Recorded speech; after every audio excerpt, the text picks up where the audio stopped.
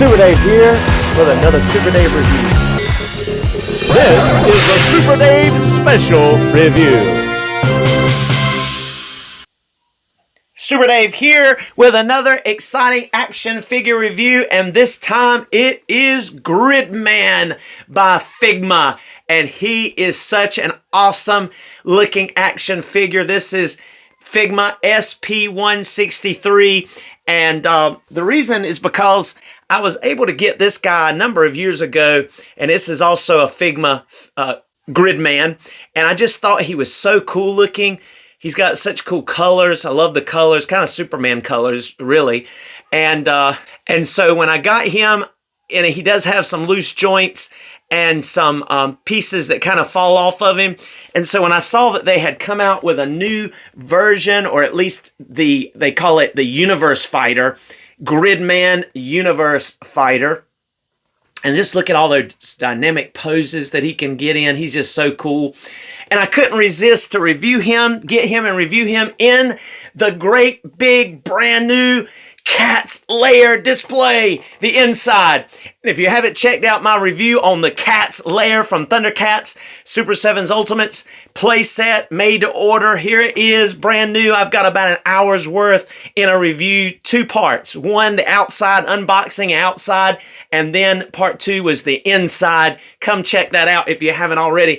But this Gridman is so cool, and I thought, well, this is kind of a tech display. We've got Evangelion's Ava 0.1. We've got Roboto from Motu. We've got Samus from Metroid. We've even got over there the Cosmic Enforcer himself riding his chariot. Over there, Zodak. We've got Tigra. We've got Lion-O. We've got the Thunder Twins. We've got He-Man, or King He-Man, set up over here. All the gang just coming to check out and welcome Gridman. So let's come over here to Cat's Lair and check him out. Here we are inside the Cat's Lair as everyone's busy all over the place doing different things. We've got Ava, we've got Roboto, we've got Samus, a lot of the Thundercats back here, even Man-at-Arms or Man of War back there. The twins are watching over the balcony. We've even got Lion-O and Panthro and Chitara busy up there checking some things out and guarding Third Earth. We've even got Mandora and Gotcha-Man and He-Man and just several of the Thundercats around the table. They're waiting to see this new arrival. Yes, that's right. It is Gridman on the set, on the scene. And he is looking awesome. I think he is so cool and colorful and robotic. I like him. And so first, we're going to take a look at Gridman's accessories. First of all, Gridman comes with 4 sets of hands. Comes with that cool little Gridman style hand holder. He's got the open, spread out hands, the balled up fisted hands, the flying karate chop, slap 'em hands. And of course, on the figure comes a set of balled up fisted hands ready for action. Gridman also comes with this attachment piece that can be attached to his back so that he can do the wingspan thing, as I was explaining earlier before we got started with the review. There is that picture of him hosting that, kind of stands in front of it, or actually I guess it attaches to him there, I'm assuming. And then here we have a little extra joint piece in case one breaks. And then we've got some pieces that kind of combine together. You've got this little star, translucent pink star piece here that goes along with this blast effect that comes out of his arm. And then this little piece here that attaches to his arm gauntlet so that you can attach this piece. You see there's a little sunburst type piece that I've already attached to this long, cool rainbow type colored ray piece that kind of shoots out from his gauntlet gun, or whatever you'd call it. And so that rounds out all of his accessories. We're getting ready to put that together and actually put it on him. This little piece here for his gun, and we're going to check that out right now as we take a closer look and equip his accessories. Didn't mean to forget to mention that he does come with a Figma stand, like we're used to seeing. Also one of those little Figma baggies to put your accessories in, and a nice booklet that comes with a lot of instructions on what he comes with, as well as how to install, as we were mentioning. There's that wingspan thing again, and how not to do and how to put him together, and in other languages as well. So without further ado, let's move our Gridman on in here a little closer, and as it shows in the directions, you're going to pop off this piece right here. Let's see how easy that is going to be to pop off. I'm not sure. Oh, there it goes. It popped off, and there you have it. You see it does not have a hole in it. I don't know that it would have been that noticeable to have left the one with a hole in it, but anyway, glad they did that. That's a great attention to detail anyway. So we're going to plug this one in its place like so, and as you see, it does have a good size hole in it right there. And then what you're going to do, it says to go ahead first and attach to your Rainbow Blast piece this little Starburst piece. And by the way, ooh, it's sharp.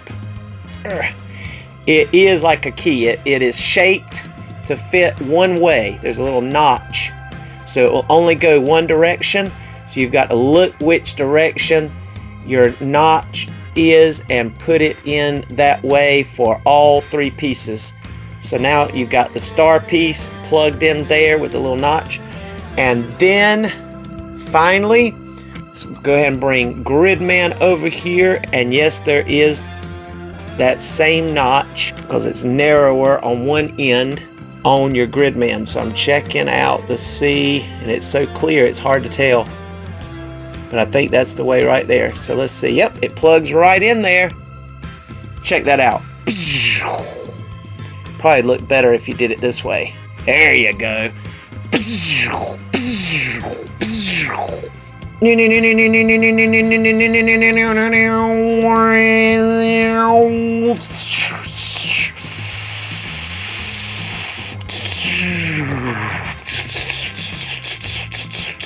Cool blast effect coming out of his wrist gauntlet. Really neat.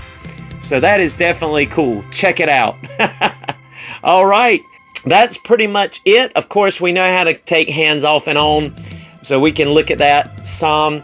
I will mention that back here, I believe that you just plug this into the same hole like you would normally plug your stand in. If you're wanting to pose him around like a flight stand, you're able to plug that directly in there, so you don't have to remove anything. I was wondering if you'd have to remove some of this back here. It's got that same little start type symbol almost, or eject, kind of like we saw on the other one. But I believe you would just plug, if you did have the wings, you would just plug that in that same place, and then you'd be able to put the wings right there. So that shows you that. All right. All right, so now let's go do our Gridman's articulation. All right, bringing Gridman on a little closer in here, we are going to take a look first at his head articulation. He's going to be able to look up about that much before it starts pulling out that joint there, and then he's going to be able to look down all the way, literally. I mean, look at that. It looks weird. But without that, it goes about that far down, and then the neck literally tilts forward. So he's going to definitely be able to look down with no problem. That's cool. And his head is able to get really good pivot on both sides. As you can see, he's going to be able to pivot very well. And of course, turn side to side. So you're going to be able to get really good head articulation any direction that you need to with this dude, which is cool. And just look at all these blues and yellows and greens and golds, and that's this on the chest. They're translucent. The little points, I mean, he's got stuff going on that the other one didn't even have, and it was pretty busy by itself. All right, moving on, these shoulder pads, they will literally tilt up like so, and also back and forth like that on a circle type ball peg type thing that goes around there. It's free floating, and so it'll go up and it'll go down, and it'll kind of hinge out of the way. So that's pretty cool. So both of those are that way. Now you do have you notice right up underneath there, you do have a bicep swivel right there. It's kind of like that's the bicep, and then there's like the tricep right there, like a little horseshoe. So you're kind of able to figure it out which way goes what. And then you will be able to get 360 with that entire mechanism going around there, which is cool. And let's go ahead and flip it over here to the back, because I want you to see this really nice butterfly joint. It swings way out. If you can see that there in the lighting, it swings way out there. Close it back in. Then it comes out. You see it there. And it goes back in. So you're going to be able to get a really good amount of going in front, his arm going in front of him there, which is cool. So that's really neat that you have that option. So you got the butterfly joint just like that, got the bicep swivel. You only have single jointed elbows, and they get about 90 degrees. And as you can tell here, even with that big shoulder pad getting out of the way, he's not able to quite get a T-pose. You can't get up very far. You'd have to remove this, because even if you swivel it out of the way a little bit more, like in the back there, you're just not going to be able to get very much. It's not going to go up. So in order to go up, you're going to have to just rotate the whole thing to come up like that. So you can definitely do it. If he's flying, you're definitely going to be able to get it up there. You're just not going to be able to get up there with that shoulder pad in the way that direction. All right, so like a shoulder motion. So on the hands here, well, let me first show you on the elbow that you do have a swivel at the elbow. You have the single jointed elbows, but it swivels. So you get the bicep swivel and the elbow swivel. You have a ball joint at the wrist as well. So it's going to be able to bend and swivel whichever direction you've got that ball positioned.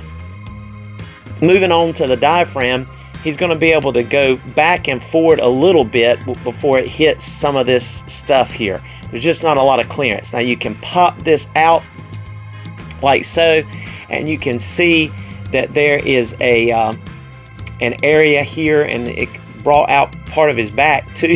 I didn't realize it was going to pull that much out, but you can see that that joint will move forward and back, so you would think that it would get more range, but unfortunately, just because of the way it is designed, you don't get a lot of range. And there's that back piece right there that you saw plugged in. It gives the illusion of like the vertebrae 1, 2, 3. So when you bend forward, and that's about as much as you're going to bend forward. Should have been a little bit more range than that. And then you bend back, and you see how it kind of has the range going down like that. So he's going to bend back a pretty decent amount. You can see he's bent back some there. He's bent back, looking up, bent back, and then you're going to be able to bend him forward slightly, just slightly. But then when you add the waist articulation, you're going to get just a tad more. So you see he's bent forward, he's crunching forward, and then if you add both, you're going to get a pretty good amount there. Now, you don't get a whole lot of swivel, but you are going to be able to get side-to-side motion like that. So that's nice. And then over here, you're going to be able to do a little bit as well, but this is where you're going to get your turn, is at the waist. You're going to be able to turn some. It's not going to turn all the way, but it will turn some. So there's a lot of limitations here on this Gridman. Just like here, because these big pieces on his thighs, you're not going to be able to get but that much as far as your splits. He's definitely not going to split. But there is some play here. Now, you don't get a pull down method. And first of all, let me show you, do have a pretty generous rotation there. But there's also a a rotation right here at this joint. So if you bring that forward and then rotate, technically you're going to be able to kick up about that much, but only if you rotate that joint at the ball there. And then when you bring the leg back down, it'll have to rotate back. So you have to play around with it to get that kick. So I'll show you over here again. You can see right up in here that little part where the joint will go down inside of. So you got to rotate that until it's forward facing, and then of course then your leg's going to look like that until you rotate it. So you can rotate it twice basically. That allows it to look like he's getting a kick. Now we only have a single jointed knee as well, but he gets a really good amount of motion there with that knee, and then this big giant knee pad coming out there, and just look at all these colors, just all of them fit so well and look so neat. So you're definitely going to be able to get some cool poses with this guy. He's definitely looking cool. Just take a look at that. Here I come to help He-Man. I'm Gridman, the robot. And I don't know if he's really a robot or what he is. Like I said, I don't know a whole lot about him. I just know he looks cool. And I didn't do any research because, like I said, I'm just into this guy because he's cool. But if you know about him, if he's a comic book character, I think he's probably some of that like MAGA or Mega, whatever it's called, the things, and then the also anime, probably kind of like Ultraman and some of those others. But this guy is just so cool to me, the way he looks. And just to mention too, as far as his feet, he's going to be able to go full tiptoes. It shifts, this part shifts up, not going to go up very much though. And then he does get some rocker, but it does kind of hit right here at his lightning bolt. Kind of looks kind of like so he's going to be able to get some more that way as well. So that's his feet articulation. Let's see if it goes side to side. Not much. I was going to see if it rotated. He doesn't have a boot cut, but he does get plenty of swivel, like I said, up there. Well, actually, yeah, he does. He does have a boot cut because it's worked into that knee. I forgot about that. So yeah, you're going to be able to get some kind of like a boot cut, but it's a knee cut there at that knee. But yeah, it is single jointed. It's odd because with all this, it would have been easy to have done a double joint, but that's really not Figma's thing most of the time. But there you go. It's looking cool. That's like a weapon in of itself, just his knee pad there. So he could definitely cross his legs if he wanted to. But you can see like some of the blue that runs through the little lines. It's really well painted, really well done and presented throughout. Let's go ahead and turn around and look at him here. See the silver metallic paint. The joints are just well hidden. Again, you got some of these blue lines flowing. There's that hole that you can plug the stand in. Again, the vertebrae, these just high-tech looking areas. The gauntlets look really nice with some of the blues going through there. Again, this is different. Then you got, this is the same as the other Gridman. This like exit or eject mate like button type thing there going on. Not sure what the purpose of his head being able to bend so far. Some of you that know this figure and know this character rather may know why he's able to do that. I'm just not sure. But the other Gridman was the same way. So that's the reason I say it must be something about this character, a trick that he can do. All right, now let's do some comparisons with the other Gridman and see him with some other figures. And here we are inside of Cat's Lair with all of these friends getting ready to take a look at Gridman and Gridman. And you can see that the new Gridman is taller, which I'm pleased of that. He's, I would say, probably a good, at the top of his crown up there, I would say he's a good, maybe not quite half an inch, but close to half an inch taller, you know, if you go by the crown right here.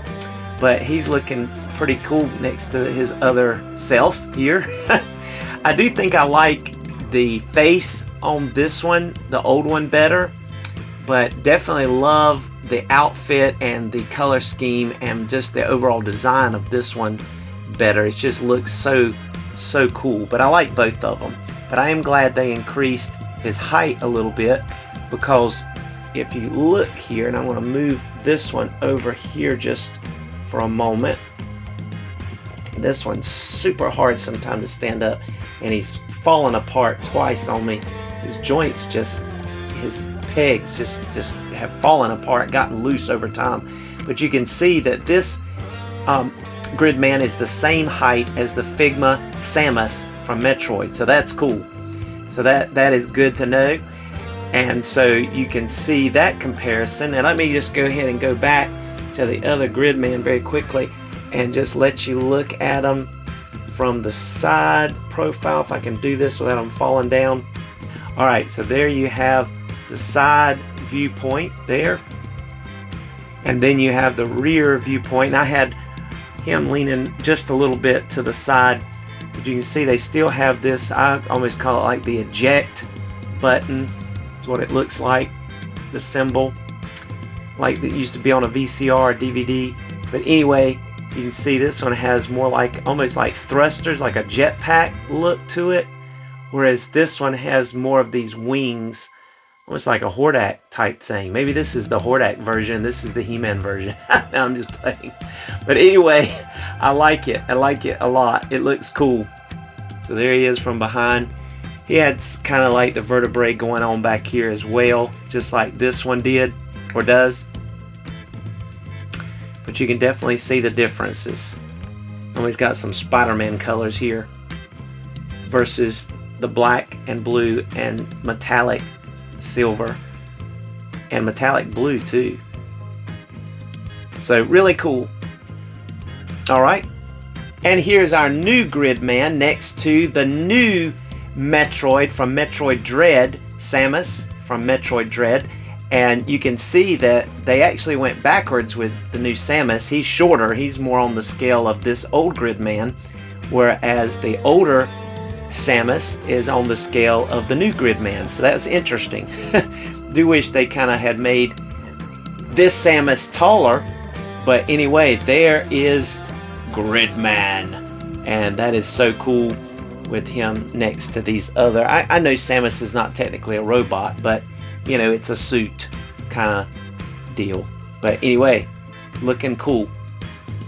And here's our Gridman next to Gotcha Man G1, and then also Man at Arms, or in this case, Man of War. And you can see he's definitely shorter, but you know, still kind of goes along, I think, with this kind of scale to be able to enjoy him. And so just looking so awesome here next to these other characters. Even though he's shorter, he still looks good, I think. And here's Gridman with, of course, Snarf from Super 7 Ultimates, Thundercats. And then here is a Star Wars character from Hasbro. And there's Genos from Figma. And then I believe this is also a Bandai Spirit Mandalorian. I believe so. But Mafex and that one I think are about the same height, pretty much. But you can see here the comparison of these figures with our Gridman.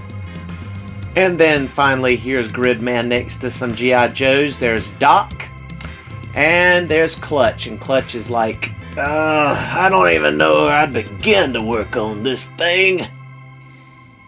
Yeah, I don't have the tools for this.